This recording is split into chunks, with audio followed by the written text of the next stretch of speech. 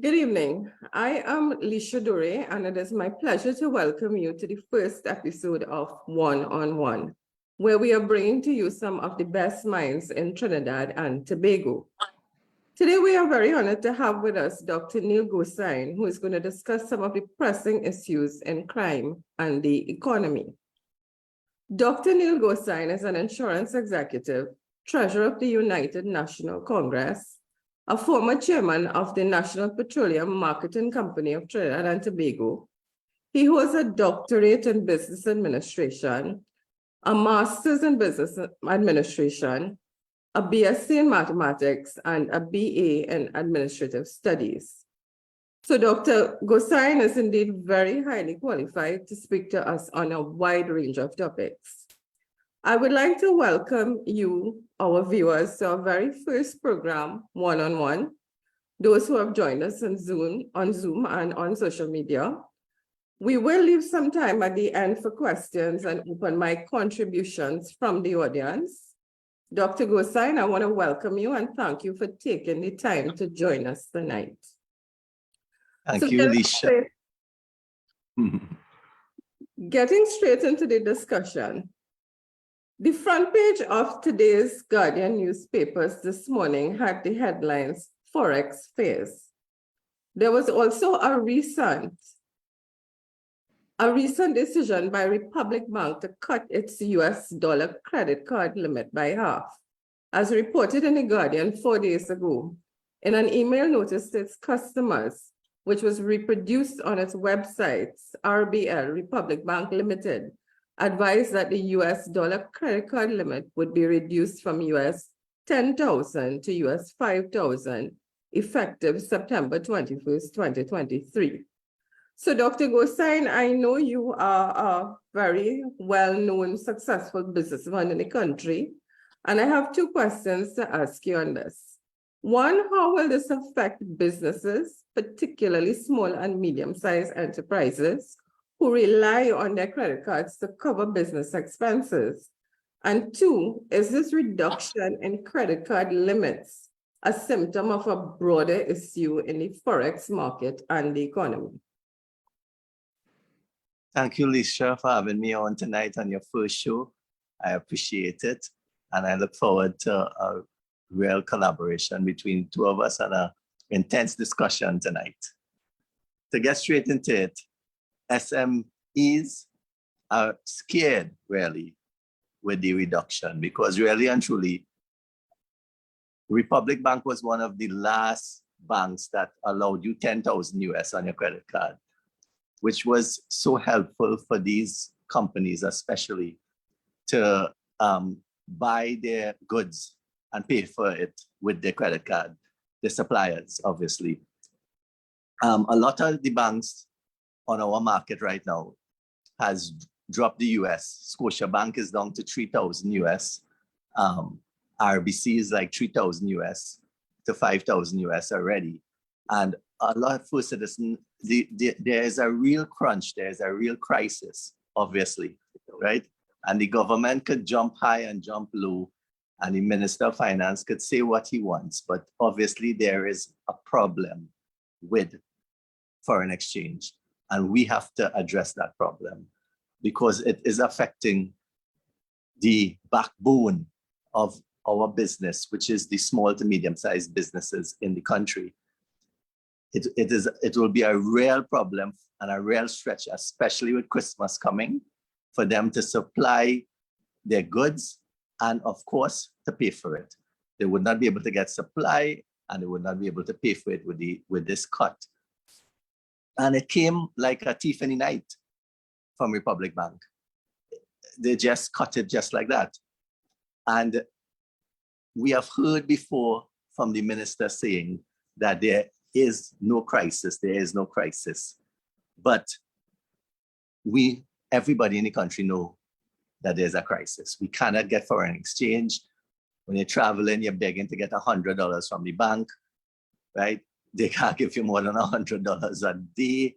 You have to be begging all over the place. People just turn, of course, to the black market, and they have no choice sometimes. And at the black market, to to purchase US is between $7.50 and $8. So, I mean, is it something, right?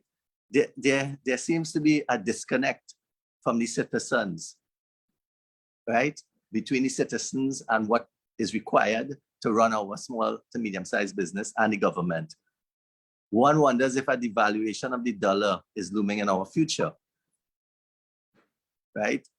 Although the minister is constantly assuring us that this would not happen, we are wondering because SMEs can't access the US dollars required to run the businesses properly. So what can we do? If a devaluation would help the solution, many may prefer a devaluation. So that is something we must consider, right? Maybe in this case, a new spin will come, and you know, this new spin is always the opposition is to blame for the shortages in the US dollar and the economic downturn. And they always blame the opposition. And the minister really needs to address this because the SMEs are scared and businesses are scared. And of course, when businesses are scared, they will not invest in a country that they feel that isn't safe and stable. And that is the reality we are right now. And what was the second part of the question? So the second part of the question, Dr. Ghosine, is this reduction in credit card limits a symptom of broader issues in the forex market and the economy? And I want to welcome all the members who are joining us on Zoom. I'm seeing the regular persons who would be with us, Trinity, the bonus here, Calvin, Gary. So guys, welcome. Thank you all for coming on board. Yes, it is a symptom. And like I said, right, they will look for somebody to blame, but it is a symptom. And the minister must look at something to try to curb this. And I guess that is where they go to look for what people are looking for in the budget coming in October, right? I think the budget is carded October the 2nd. Yes, correct. So, I mean, they will look and want to look at focus on food security because food prices are skyrocketing. They will want to focus on crime. And of course, crime is a burning issue and we'll talk about it later, right? But really, we have lost a lot of income that used to come in through the energy companies, right? And due to the fall, and I think you wanted to read something on that, but we have lost that.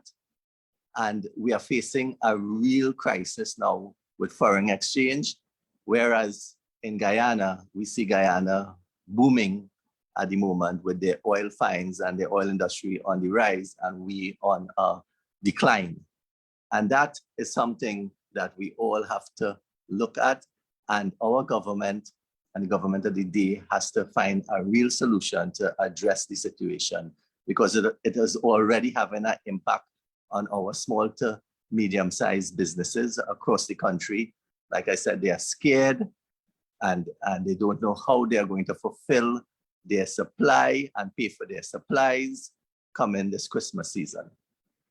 Dr. Ghosine, I want to ask you, being in the insurance industry yourself, how has this forex crisis affected you personally? And that's a very good question, actually. So the foreign exchange, remember, insurance companies also have to purchase parts for vehicles, right? And parts for vehicles, they have to use foreign exchange to purchase the parts for vehicles to fulfill a claim in the event of an accident. And this is something that has skyrocketed and has caused insurance companies increase costing and increase price.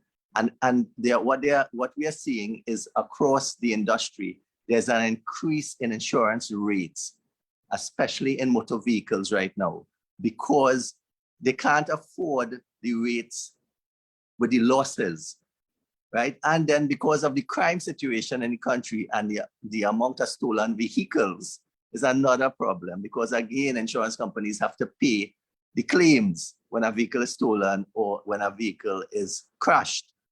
So to access the parts takes months and the cost has gone up by 50–60%. So insurance companies are finding it very, very difficult to deal with keeping costs down. So that is why you are seeing, and I've written a couple articles within the daily newspapers on how it's affecting citizens, the increased cost, which we think is unfair, both in property, house owners, and motor vehicles, and the increased cost with rating on these lines of insurances, and of course, now there are decreasing commissions on brokers. So it's a fell swoop, a whole swoop down the line of increased costs again for citizens. And what you'll see happening is people that want to insure their vehicle full comprehensive will turn to third party because third party is much cheaper, right? And even people that have mortgages on their vehicle, and it's a requirement by the bank that you must have it full comprehensive, they will try something or not say they have comprehensive, they not say that they have a loan or something when they come to insure their vehicle so that they could get the cheaper premiums because they generally cannot afford. And it's a requirement by law to have an insurance certificate to travel and to drive on the roads of Trinidad and Tobago. So as you can see, it is affecting all aspects of our industry.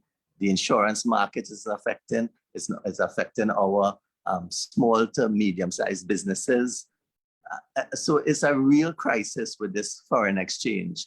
And if we don't get a handle on it, we will see problems down the line. How are we going to afford these things? And it always comes down to the average man on the street or woman on the street, where they have to pay for, and you need to pay for your insurances because you can't drive your vehicle without the insurance. So when that increase, some people will opt not to pay for insurances for their homes, and that is coverage with fire and flood, etc. And when we are hit with a flood, the losses again will be astronomical for these people, and they'll come to the government for help, especially, and you know how well we clear our drains and water courses in Trinidad and Tobago, and the impact we have, especially in St. Joseph and other areas with the flooding. And people are promised that they would get help from the government, and they wait years to get this help, right? To replace their fridge and stove and electronics, their beds. I've worked with several MPs, and I've worked with several councillors over the years with the flooding, especially in St. Joseph, and it's terrible, especially in the Bamboo area, right? So these are things that we all face, and like I said, you wanted to know how it's affecting. It's increasing our cost, and therefore it's increasing our cost of living, increasing our cost. The insurance companies is hitting us from each side, right, left, behind, in front, right? Because of this, they can't afford, they're not accessing the foreign exchange, so it's costing them to access that, and also to get the parts and the high prices of the parts for these high price vehicles, even medium and low cost vehicles. These are foreign vehicles, right? Foreign used vehicles and stuff, and it's the parts is the problem to replace the parts. So there's something that I saw in the newspaper today, which was a shocker for me. In a statement over the weekend, Colin 𝗡𝗿, Minister of Finance, blamed the shortage, forex shortage that is, on an unprecedented surge in demand, which he said was partly due to an explosion in online shopping over the last several years. Now that to me was a shocker because I have to ask, who is doing all that shopping and where they getting the money from? I mean, as we know, the public servants got a measly 4%. They did not even get back pay. The price of fuel went up, was it 6 times in 7 years or so? 5 times, 5 times. 5 times, okay. The cost of food and other basic necessities went up. So I want to know really, according to the Minister of Finance, who is blaming this forex shortage on an explosion on online shopping, who is doing all that shopping and where they're getting the money from? Dr. Ghossan, I don't know if you could tell me. I mean, if you have any input on that.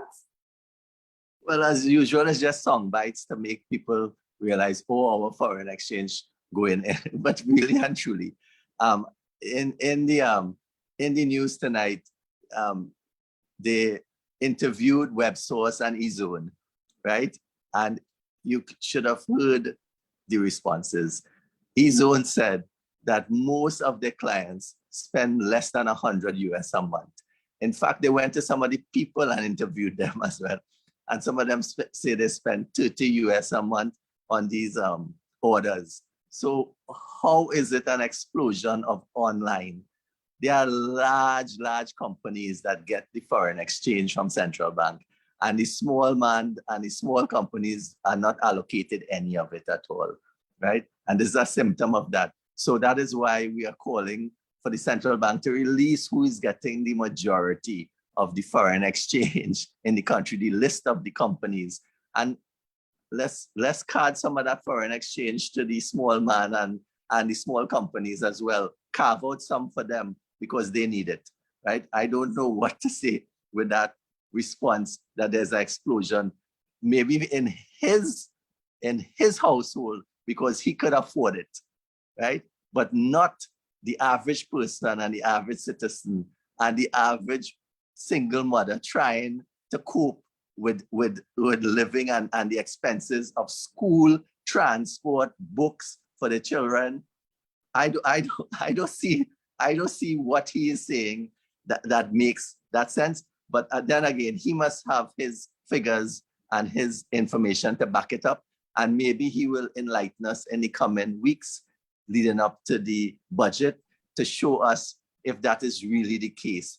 Because from what I see, that is not the case. The people themselves are saying that is not the case. I personally will try to limit because it's so hard to pay back the well, you're getting no real limit anymore. From 10,000 to 5,000 is not, I don't know. By the time, if you have to go away on a holiday, by the time you rent a car and pay for hotel and things, that done and you have nothing to shop with, right?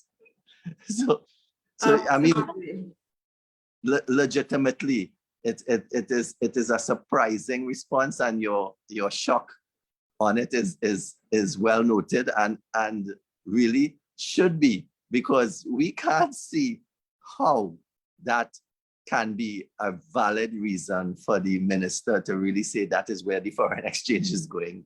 That is really something. It's mind-boggling. Before we move off from the foreign exchange topic, I do want to quote something from American Chamber of Commerce CEO 𝗖𝗍𝗶 𝗀𝗍, which was in today's Guardian.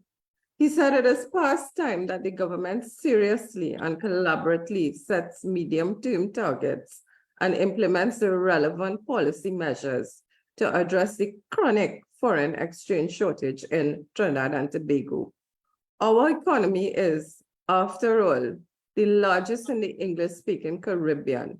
It also has the largest financial sector. We cannot continue in this manner. And that is coming from American Chamber of Commerce CEO 𝗖𝗍𝗶 𝗀𝗍, right?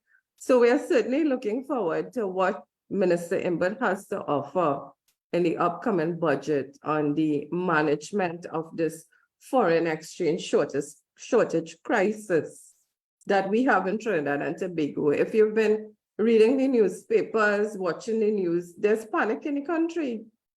People are already worried about Christmas, Christmas gonna be tight. So this is something we need to see in the upcoming budget, which is coded as Dr. 𝗖𝗍 mentioned, October the 2nd. I just want to welcome Lyndon DeGans to the program. Lyndon would have been one of the candidates in the local government election that just passed by. And also I'm seeing Tommy and Dolores, a few of our regulars who have joined us on social media. So guys, welcome. Thank you for your support with this program. Right, the next topic I want to move on to is... Before you move on to that, Sure. Alicia, I just want to say the foreign exchange shortage is a major worry for the SMEs, and things will get more expensive, right? And that is why 𝗖𝗍𝗶𝗵 𝗘𝗰 spoke, and I saw the interview, I read the article. Government action on foreign exchange was long overdue. So, I mean, he has spoken about it, and it makes no sense what the minister's saying. It's an explosion on online shopping. So, to close off that topic, that's what, I mean, obviously, things are going to get more expensive because we cannot access the foreign exchange too. And people are able to access it and bring in this stuff, they're going to charge more for the products. Yes. I just want to mention to members of the audience, I'm seeing the chat is filling up. We will have a little part of the program at the end where people can ask questions. So if you wish to make a contribution via open mic, you can. So maybe some of these comments you all could save it for the end, and we can allow you to express it yourself. Right. So moving on to the next topic, and it is a hot topic. It's Niquan. Niquan's point-to-pay gas to liquid plant is now offline as the government, through the Trinidad and Tobago Upstream Downstream Energy Operations Company, terminated its contract with the company and cut off its supply of natural gas over an unpaid debt of $21 million. So I would like to pose the question to Dr. 𝗖𝗍. How will this impact Trinidad and Tobago? Well, this will impact Trinidad and Tobago with millions and millions of dollars, right? One of my concerns, and I heard it from Kevin Ramirine as well, is the contractors owed, right? Particularly those who support thousands of jobs in South Trinidad. Those contractors that are owed money from Niquan, it's going to be heartbreaking for some of them to lose that money, which Niquan owe them, right? And for providing services to that particular plant, right? The plant really provides a significant problem, and there are several companies that invested, and we saw banks investing in that plant, several banks. We saw an insurance company investing in that plant, a major insurance company. And how are these investors going to get back their money? I mean, the gas has been stopped, and the plant has had one issue after the next. The debt and explosions and various things occurring. And from the start, the opposition leader had warned about the plant, and really, if it was going to be successful, because it's really the gas to liquid plant that they bought and they repurposed for this process. And of course, it was valued 100 million pounds, and I think they got it for $10 million US. So they got it for a drop in the bucket. The government said it is one of the preferred projects that they brought forward because the people that got it seemed to be connected to the current government. So when the plant was launched in 2021, the Prime Minister himself went down with the Energy Minister and hailed the project to be a success. But it must be a disappointment to this government, right? And it's something that we don't know if the government will intervene to help bail them out, because even Petrotrin is an investor in the plant. So all of these issues is piling up against Niquan, and we will see how it plays out. Of course, the opposition will ask the questions and try and see how the money that is owed, especially to the suppliers and the contractors, see how they will recover their money. And I would like to see how the banks and these companies and these investors will recover their money with this whole project now. I think you wanted to read something from opposition Deputy Political Leader. Yes, I do want to read, as Dr. 𝗖𝗄 would have said, since 2016, the opposition leader and members of the opposition have been raising concerns about the Niquan deal, calling for transparency and accountability. MP Dr. David Lee, who is the shadow for energy, issued a press release yesterday inquiring what is the Prime Minister doing to ensure Niquan repays the $127 million owed to taxpayers. So I just want to read a small bit of that press release from Dr. Lee. After years of sweet hand deals with Niquan, it is time the government put the interests of citizens ahead of Niquan by telling us when and how would this $127 million be recovered from Niquan, especially since it has caused a debt burden on NGC.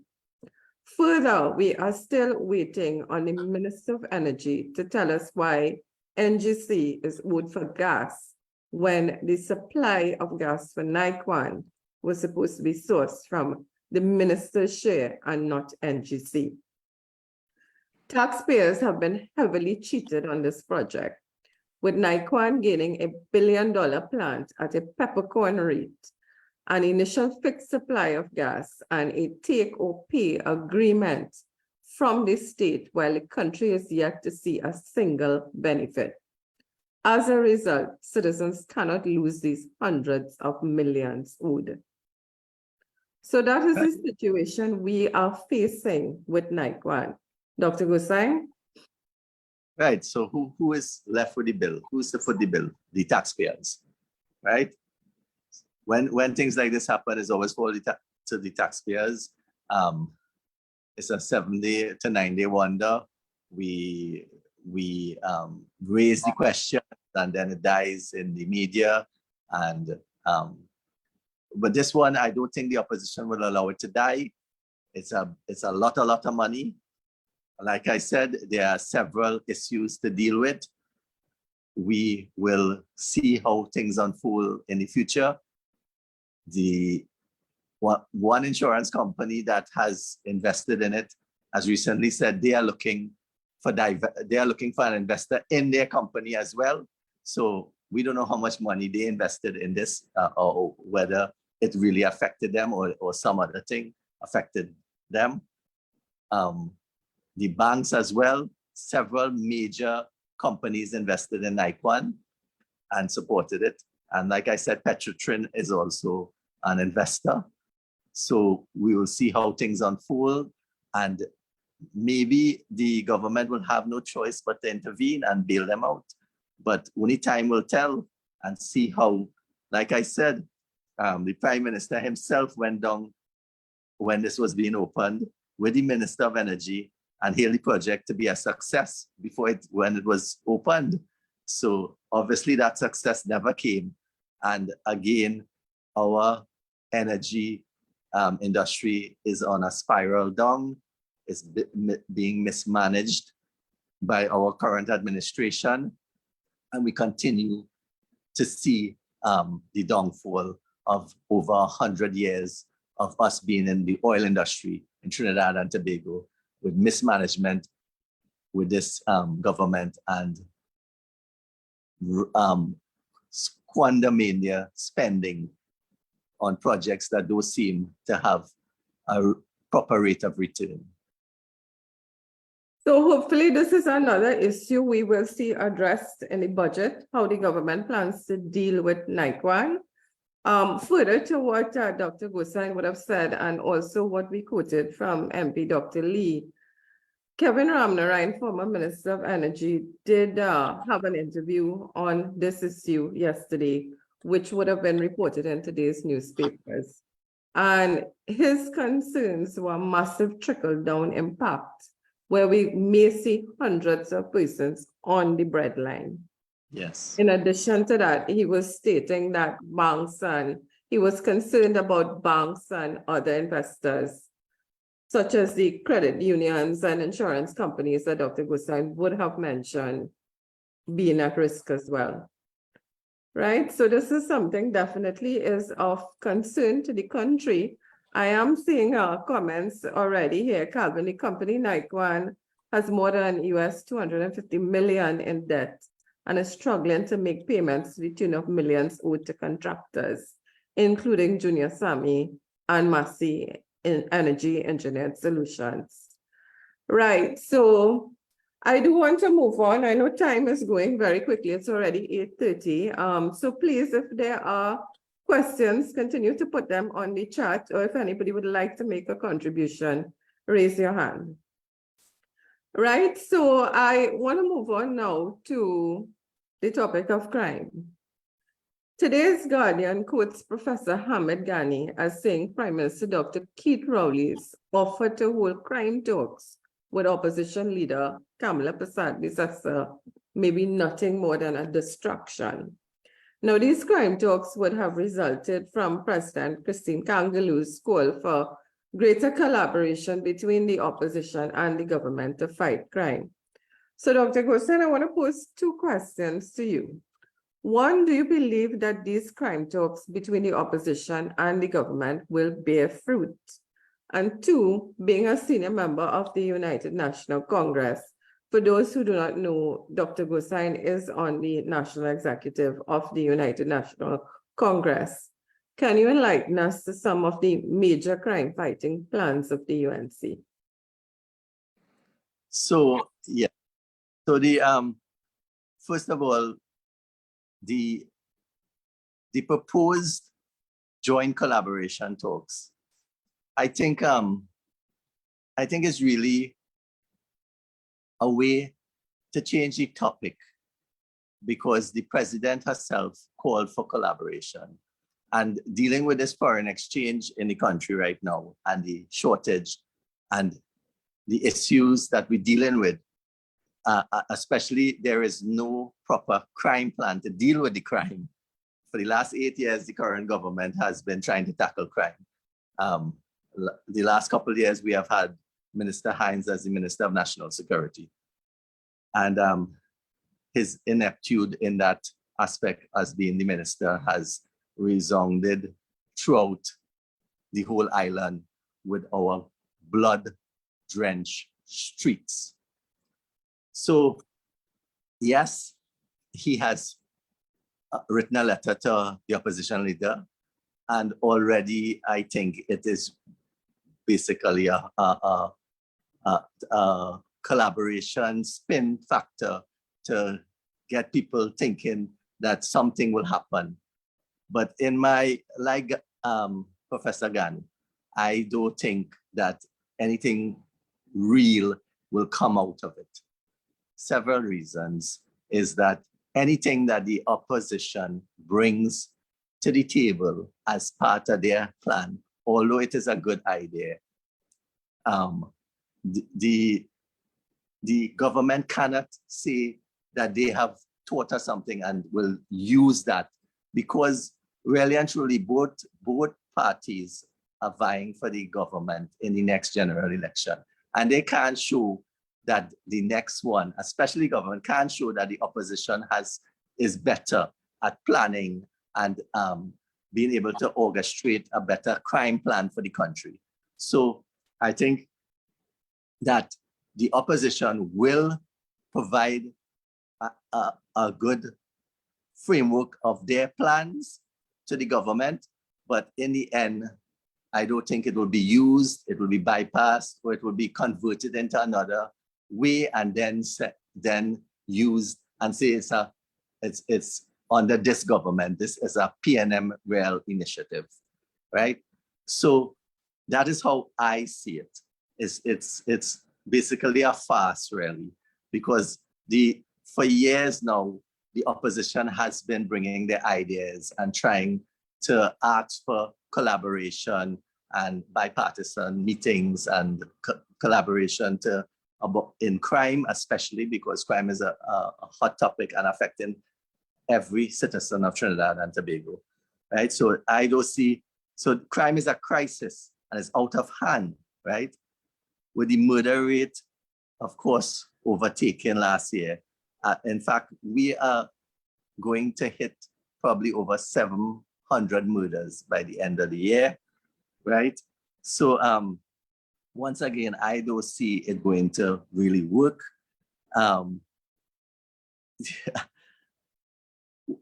The opposition has already started with what their crime plan is, and some of the things they have brought to the forefront: stand your ground in your home, right?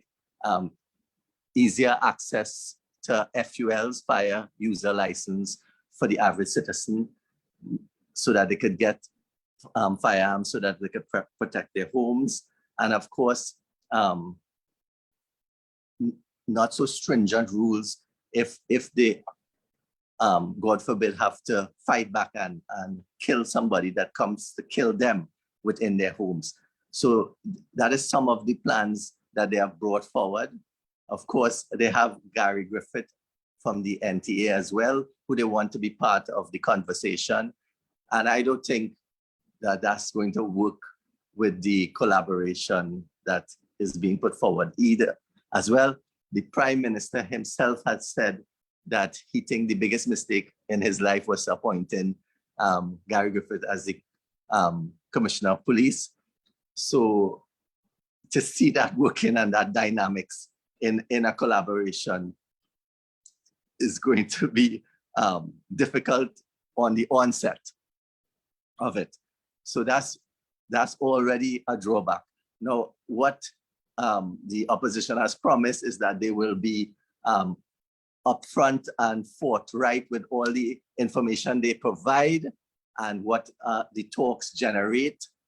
And we are hoping, like every citizen, I'm hoping something really come out and that we could tackle this scourge that we have, the crime scourge, right? We have come so numb now with photos of people shot in pools of blood all over the country and appear in the social media and papers all over, right? Headlines of shooting is the norm now, right? The violence has seeped in every aspect of our lives like an epidemic, and its reduction and prevention should be targeted now as if it's a national emergency. Murderous home invasions have increased dramatically. And recently, in fact, one of my friends in 𝗏𝗲 𝗀𝗶𝗹 had a home invasion. It was very scary, and now he's dealing with the fallout out of that. Right? So I'm telling you from my own experience, it's right? It's a harrowing situation, right? We constantly see bodies on the roads, and now more and more the average citizens are faced with robberies at gunpoint constantly. So it's something that we must hope, right? And realize that the elections have consequences, and when elections come around, right, we must vote reasonably to try and change the government so that we could have a proper government to target crime.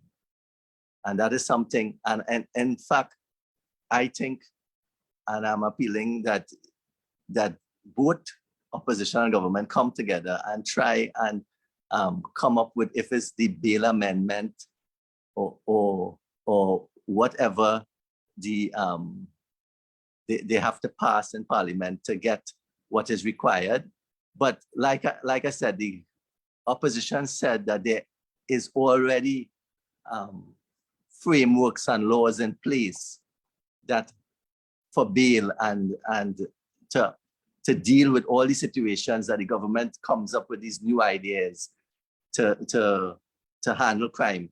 And this framework that they come up with, those seem to be working. So we are hoping from the talks that something comes out of it, something tangible that will help the citizens of Trinidad and Tobago. But right now, only time will tell. But like I said, personally, I think it'll be a talk shop, and I don't see any real listening from the government to change anything that will emerge from these talks. I don't know how you feel, Alicia. I would like to hear from other people as well and what they think, because I would like to see that they are part of this whole process as well and this program. So I'd like to hear what they think as well. But that is how I feel. So Alicia, can I jump in? Sure, Gary. Go ahead. So, Gary. you know, I'll be very realistic to you, Mr. 𝗀𝗡𝗂. There is no law that can pass will stop criminals from coming into your house. All the legislation they have passed, and all the bills that pass in the parliament, not one of it was effective in stopping the criminals from doing what they're doing, right? The kind of laws we need is that recently what Mrs. 𝗖𝗍 said, to stand your ground, we need those kind of laws put in place. We need the police, we need the TTPS to be mandated to collaborate with citizens, to work with citizens on community patrolling, because the more eyes and bodies we have on the ground patrolling, because the police naturally cannot, in the best cities, in the best police force, no police force can do it alone. We need a collaboration of the people in the community, the police, and all the law enforcement agencies. No bail amendment bill is going to stop these criminals. We have to prepare ourselves to stop them in their tracks. The surveillance cameras working and collaborating with each other to intercept them. These are the kind of things that we need put in place. Everything else will be a total waste of time. Now, I know the justice system does definitely need an overhaul in the processing that has to be dealt with, but there's some immediate things that need to be dealt with in order. And my philosophy is to stop the criminals in their tracks. I've been in the security business. My job is prevention, right? So, and I always say, and always reiterate, Alicia knows this, that justice don't resurrect the dead. Let's stop them in their tracks. Let's put all the necessary resources in place to stop these criminals in their tracks. The other things that we have to put, the social stuff, you know, the economic stuff, yes, these things have to be implemented that force people into this kind of lifestyle. And these are things that has to work simultaneously, but we definitely have to put the things in place to stop them in their tracks. And this is what we're not doing. I just want to add one more things. The elected councillors that we have, they need to lead the way in their respective district as the official person collaborating with the police and the citizens in counteracting the criminals coming to your community. Thank you. Gary, thank you for that. And I know Gary is very vocal, and actually he does have a lot of systems running, groups and so on, to aid with increasing security measures in Trinidad and Tobago. So Gary, I know when we will continue our discussions on crime, security, and so on. And I know you will join us and have a valuable contribution to make. So I want to thank you for that. Right, before we get off the topic of crime, though, there is something that I do want to read. Dr. 𝗀𝗡𝗂 was talking about some of the measures that the opposition had proposed for crime fighting. And I want to read this from an article in the Express that is titled, "Kamala ready to lead UNC team to talks." And this would have been, I believe, in yesterday's Express. So the article said, 𝗙𝗏𝗍 said the UNC's crime fighting plans have been publicly available for years, and pointed out that during the local government election campaign, the party shared many plans with the population. So Dr. Ghossain, I'm taking it that if somebody wants to get a copy of the UNC's crime plans, they can contact the party and that the plans would be made readily available. Yes, of course. Okay. So she went on to say that, so these are no secret to anyone, and I encourage the government to use any plan we have offered. We have supported 23 pieces of legislation in the parliament, but this government has an inability to implement and operationalize legislation and policies. And that ties back to what Gary was just saying. Although we may have the different legislations, the issue comes with operationalizing the legislation. And that is a downfall, I believe, of this government when it comes to fighting the crime.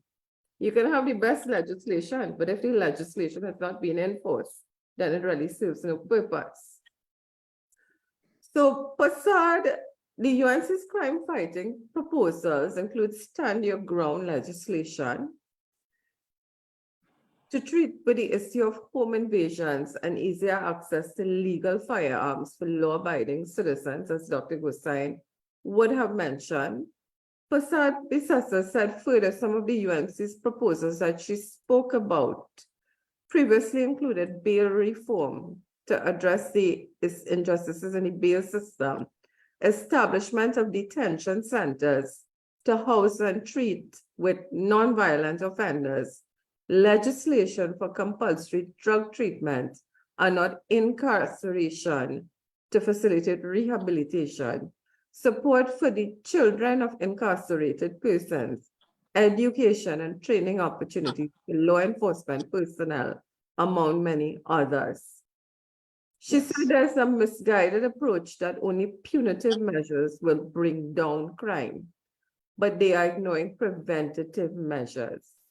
All limbs of government must function properly to improve the quality of life in order for preventative measures to work effectively, she said. 𝗏𝗏 said the UNC implemented simple things to help improve the quality of life for people. She said these included foreign use cars, dollar for dollar, laptops for school children, illumination of recreational grounds, land for the landless, numerous training and education programs, no VAT on a number of food items, water for all, improved roads, free kindergarten, the construction of the COVID Children's Hospital, and the opportunities to generate over 55,000 new jobs. All these things directly help to relieve the pressures and stress on a society, and this directly contributes as preventative crime measures. They improve family life and community life while reducing the risk of stress manifesting as violent behavior from overburdened citizens, she said. So that is the degree, the holistic view and the degree of intensity and intricacy involved in some of the crime fighting measures that the opposition has proposed. So I do want to recommend that the viewers contact the opposition and get a copy of the plan that is available, right? And as much as possible, we will try on this program to talk a little bit more about some of these proposed plans and policies.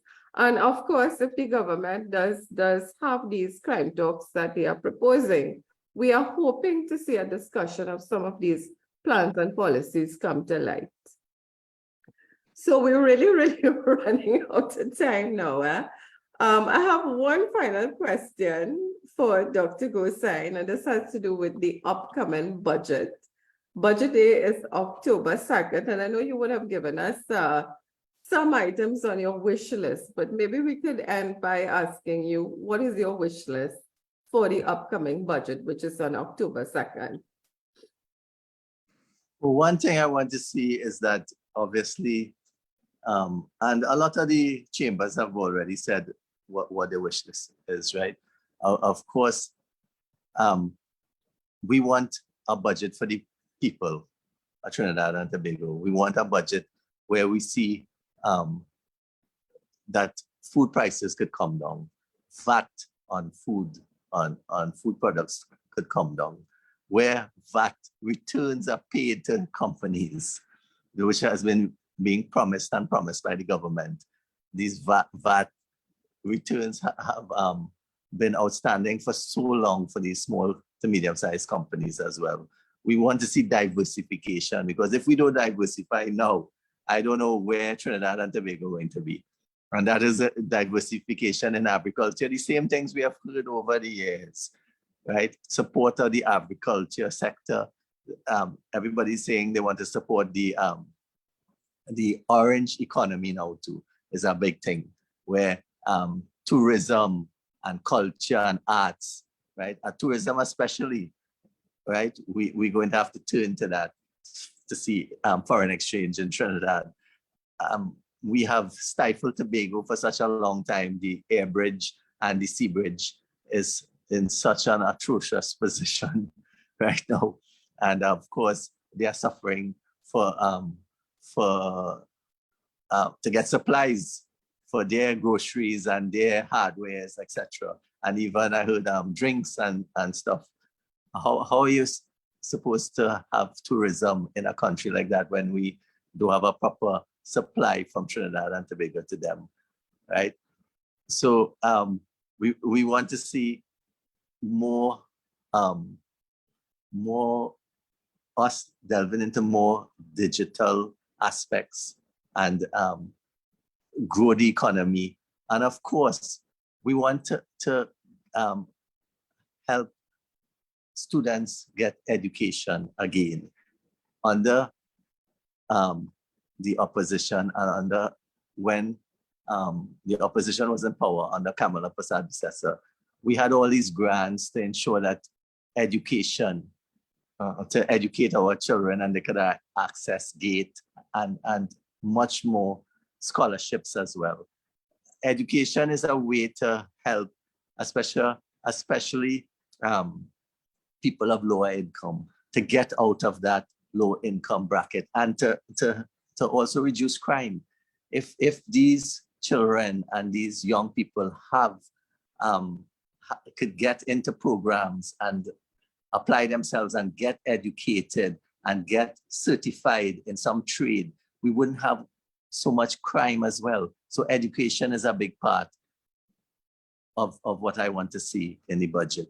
Of course, the reduction in gas, right, which affects all aspects of our lives, and affects the increase in food costs, affects our transportation, both importation, exportation, right? The grocery prices, the transport, the groceries, the products to the groceries. And of course, for us to drive from point A to point B to get to work, they have increased, and maybe this budget we might see another increase. They have indicated another increase in fuel prices again. These things, I mean, how much the average citizen could take, how much we could take again, right? We're seeing skyrocketing food prices. We're seeing skyrocketing fuel prices. We're seeing skyrocketing education pricing. Now it's a cost to go to university, right? Everything is going up. We're seeing increase in the insurance industry across the line. And now for Christmas, we will see increase in goods and services for the lack of foreign exchange, and of course, with the increase of fuel and stuff. So these are the things something that we need, things that will impact the average citizen, right? The man on the ground, the woman on the ground. We need things that will affect us. We don't need to see a whole set of other grand gestures and grand plans and stuff that are not trickling down to the average citizen, that impacts us in our pocket. And that is what I want to see in the budget, Alicia. I don't know about you, and I don't know about our listeners, but I want to hear from them as well. But I want to see those things impact us. Those are the things that will impact us, and that is what I want to see. Well, I think we will have probably the very next show talk about budget expectations, and I will invite a few people to speak from different sectors on that. Before we go, Dr. Ghossain, there's just one question I want to take from the chat here. Would you say the current situation with Niquan's debt is due to mismanagement of the company? That's a very hard question to answer, right? It's under review, and they may have legal actions from family, right? I believe Niquan was blaming 𝗎𝑠𝑖, and 𝗎𝑠𝑖 was blaming Niquan. So to answer that question is a very difficult question, and we don't have the reports at our purview to look into it and see what comes out of it. So I think the information will probably come out in the public domain soon, but it's under judiciary review and legal actions. The family is taking legal action against the company. So I don't think I could answer that properly, and I don't have the information on hand to answer it. Well, that's an honest answer. So thank you for that. So Dr. Ghossain, we have about 5 minutes left. I don't know if you have any closing comments for us. We're not going to give people a chance to say anything. Does anybody, I know Gary spoke already. Is there anyone who would like to make any? If nobody else, I would like to say a few things. And definitely, what I've discovered is that our citizens are under too much duress to get the simplest things done, and we need to kind of decentralize things, for people to be able to get the necessities done. I mean, you have to leave Rio Claro to go San Fernando to try to get certain things with your board paper, and we kind of bring the resources closer to the people.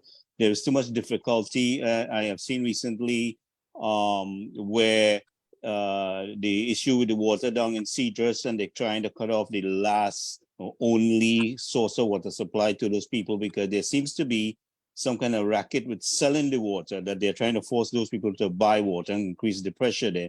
This is something that we need to address. Yes, I just want to add to what you said. Far as the budget and the funding goes, it is necessary to bring funding to the local community, to put the necessary resources within the community for people to advance themselves. They shouldn't have to go too far for that, and that comes with decentralization also. Our community centers are lacking, and if you want to really prevent crime, you have to kind of invest in the preventative measures and resources to engage the kids from young into the constructive things, and that will help. Our kids have fallen through the crack in the hands of gang leaders and that kind of a culture that is causing, and it's in America, it's all over the world. And these are the things that is happening. There's nothing that's restricted to Trinidad and Tobago. It's just that we really lapse. The government has really allowed things to deteriorate to that much. But the law enforcement has to intercept and then treat, and all the other resources has to come with the treating of it, the social development, the education, the health, all that has to fall in place. But as the crime is concerned, again, law enforcement and every deterrent resource has to be applied to restrict things. This is how we deal with it. Over to you, Dr. Ghossain. Gary, that is a nice summary. The last thing I want to say is I hope that people realize that elections have consequences, which I said earlier. And when elections come around again, that we stay in our finger this time for real change and a party that could better manage the Twin Island of Trinidad and Tobago. And I hope to see all the things that you spoke about and all the things I spoke about, and this whole panel and our discussion tonight. I'm glad that you had the interaction here with us. And I want to thank 𝗖𝗍 for having us on her first show, which I think is a hallmark show. And I expect to see big things from this show in the future. Well, there's a lot of things going on there, Dr. Ghossain. I was listening to a radio station, and the amount of mind-twisting messages were sent out there to divert people from saving themselves, was mind-boggling. So we do have to be very steadfast in our messages and counterattacking what's taking place, what's being discussed out there, and trying to confuse people in that we are out there about something else other than trying to rescue them. and to better their lives and to improve the country, So we have to really be on our game and our feet to really, be pressing forward and paying attention to what's going on and what's being said and get out in those airwaves and boost our communication, but, we'll be in touch. Okay, Gary, again, thank you so much for coming on the program and making a contribution. So it is 9, and I thought we would end at 9. Actually, I was hoping we would end before, but we did have a lot to talk about. And I want to sincerely thank you, Dr. Go. Well, I see now Trini has his hand up, so I can't end the program. I'm going to have to give him a chance to talk. Go ahead, Trini. Good night, ladies and gentlemen. I'd like to congratulate you on your first program, and Dr. Hussain for coming on to start off the ball, and Gary also with some healthy discussion on the issues that you had before us tonight. Just not to take up too much time of it all, it's an interesting idea to have this, like Gary was just mentioning, for us to be speaking out and having these types of forum where people can come in and have discussions and share opinions, and we can bring some ideas and arrive at what's happening in the country and see if we can best help government or opposition to take us forward and educate our population. Our population is not educated in politics, and they seem to have, our younger population seem to be driven away in the past many years. Actually, 3 generations have distanced themselves from politics, not wanting to be involved, not wanting to listen, not wanting to hear what's going on in the country. And we need to change that narrative and get people more involved and educate them about politics being in their best interests and not politics being Movelang and Pekong and the foolishness that we see happening sometimes in politics. Coming back to Dr. Rowley's invitation that he calls it, I would like to agree with some of the main players who have suggested that this is a distraction. This is a very obvious distraction and a political ploy on the part of Dr. Rowley. If we remember what happened pre-COVID, and Dr. Williams, the parliament refused to have discussions on COVID long before COVID started. As much as 5 or 6 days before COVID, they refused to have discussions on COVID. And then when the first COVID case showed up, it was PNM rushing like helter-skelter, trying to get things in place and so on to deal with COVID. And the opposition was again shunted aside for all the efforts they tried to make since COVID was announced in the world to have discussions and have a plan in place. And the same thing happened with crime here. Again, the opposition was always calling for discussions on crime since 2016, and nothing. The government always pushed the opposition aside and call them naysayers, call them unpatriotic, and all sorts of names. And when it exploded, eventually, we have them going to have CARICOM discussions, spending $3.5 billion on a crime symposium that yielded absolutely nothing. 4 days later, we had 16 or 17 murders in less than 4 days, less than 72 hours. So the crime symposium yielded increased in crime. What we have now is elections. The local government elections are done, and they are posturing themselves to use this distraction to pull the opposition, because we already see we have 430 killings for the year so far. And if we extrapolate for the end of the year, we're looking at 699 plus, if it goes on at this existing rate. And historically, it has always been increasing to the end of the year. The crimes that we are seeing, Gary mentioned it, and I think Dr. Dr. 𝗲𝗂 mentioned it. We have to deal with root cause in crime, and we have to deal with how we manage our police service and our protection apparatus. We have a scanner on the port that is down since 2016. 𝗏𝗏 told us that he can't put a scanner there for containers until March, April next year. If you go online right now and you Google, I'll promise you, just Google container scanners, you could get one for $25,000 US installed in less than 1 month and functional. And 𝗏𝗏 tells us that he can't get one until April next year. Is the government complicit in crime? That is the questions that we have to ask. Why are all our security apparatuses since 2016 not functional? Why are we have 15 diamond vessels packed up outside Stourbels that we can look at every time we pass and they're not functional? Where are the 2 Astral boats that we paid almost $1 billion for from Australia? They keep saying it's a national security. They can't tell us where these boats are. Is it that they're still in Dominican waters, under repair? Where are these boats? Where are they patrolling? We don't see boats. I'm from the south of Trinidad and I'm close to the coast, and I don't see any boats patrolling in Cedras or Icacas or Moruga.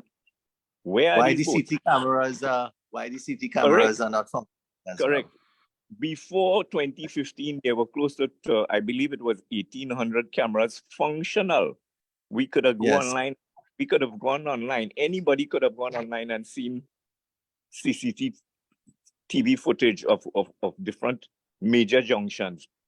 Right now, how many we have? We have 1,200, I believe, and only 700 functional. Exactly. And we spent millions of dollars. Every year is budgeted, and we don't know where that money is spent.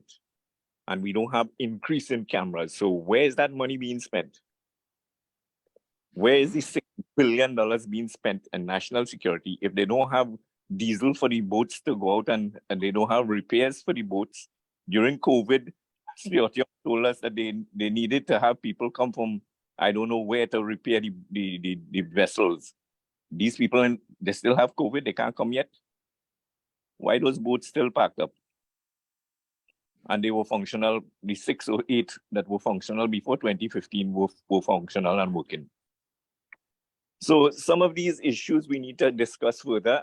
It's a pity I didn't come on earlier. Yeah, we need some more time with this kind of conversation because there's so much to bring forward to the public, and we have to really step up.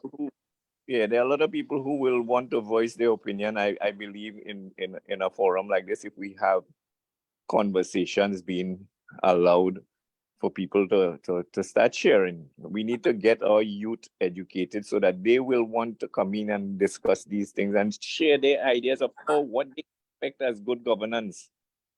And we didn't even touch on what is root cause of crime. It is not just about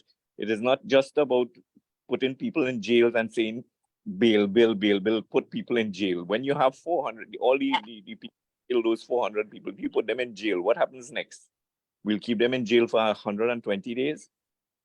And then what?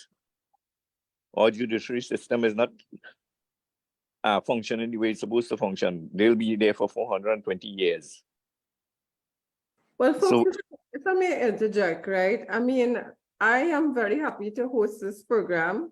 What happened here tonight was exactly the outcome that I was hoping for. Trini, you described the program even better than I could have, the objective of the program even better than I could have. And it really is a forum for what I would call the ordinary man, woman, child, to collaborate and discuss what is taking place in the country and to come up with solutions. Right? I mean, and if we have some experts with us like Dr. 𝗲𝗂, well, that's even better, right? I want to welcome the chairman of the UNC, MP Devendra Tanku, who has also joined us, and it's always a pleasure having MP Tanku with us. He's always been very supportive of our endeavors. Now, Gary and Trini and even Dr. 𝗲𝗂, Mr. Linda Nigans, who's here, Calvin, you know, as I said, I'm happy to host.